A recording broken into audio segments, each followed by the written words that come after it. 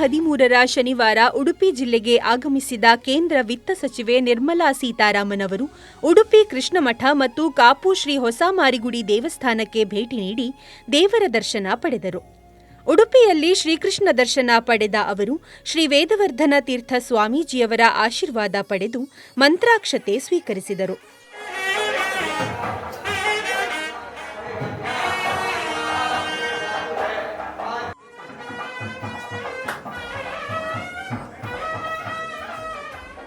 Kannada, English, Hindi, anything. Kannada ಬರ್ತದೆ. ಅವ್ರು ಇಲ್ಲೇ ಇದ್ದು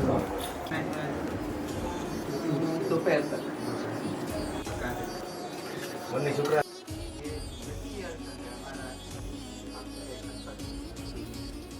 ಶ್ರೀ ಹೊಸ ಮಾರಿಗುಡಿ ದೇವಸ್ಥಾನದಲ್ಲಿ ಉಚ್ಚಂಗಿ ಸಹಿತ ಮಾರಿಯಮ್ಮ ದೇವಿಯ ದರ್ಶನ ಪಡೆದ ಬಳಿಕ ಪ್ರಧಾನ ತಂತ್ರಿ ಜ್ಯೋತಿಷಿ ವಿದ್ವಾನ್ ಕುಮಾರಗುರು ತಂತ್ರಿ ಕೊರಂಗ್ರಪ್ಪಾಡಿ, ಅರ್ಚಕ ವೇದಮೂರ್ತಿ ಶ್ರೀನಿವಾಸ ತಂತ್ರಿ ಕಲ್ಯ ಅವರು ದೇವರಲ್ಲಿ ಪ್ರಾರ್ಥಿಸಿ ಪ್ರಸಾದ ನೀಡಿದರು.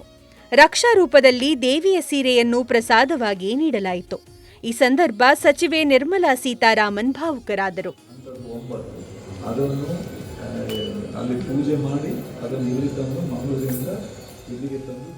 ಉದಯವಾಣಿ ದಿನಪತ್ರಿಕೆಯಲ್ಲಿ ಓದಿದಾಗ ನನಗೊಂದು ಪ್ರೇರಣೆ ಬಂತು. ಅಮ್ಮಂದು ನನ್ನ ಸನ್ನಿಧಿಗೆ ಬರುವ ಹಾಗೆ ಸುದ್ದಿ ಕೊಡುವ ಅಂತೇಳಿ ನಾನು ನಮ್ಮ ಕ್ಷೇತ್ರದ ಶಾಸಕರಾದ ಉರ್ಮೆ ಸುರೇಶ್ ಶೆಟ್ಟರ್ ಹತ್ರ ಹೇಳಿದಾಗ ಅದು ಪೂರ್ವ ನಿಗದಿತ ಕಾರ್ಯಕ್ರಮ, ಹಾಗೆಲ್ಲ ಬರೋದಿಲ್ಲ, ಅವರು ಕೇಂದ್ರ ಸರ್ಕಾರದ ವಿತ್ತ ಸಚಿವರನ್ನು ಹಾಗೆ ಕರೀಲಿಕ್ಕೆ ಕಷ್ಟ ಅಂತ ಹೇಳಿದರು.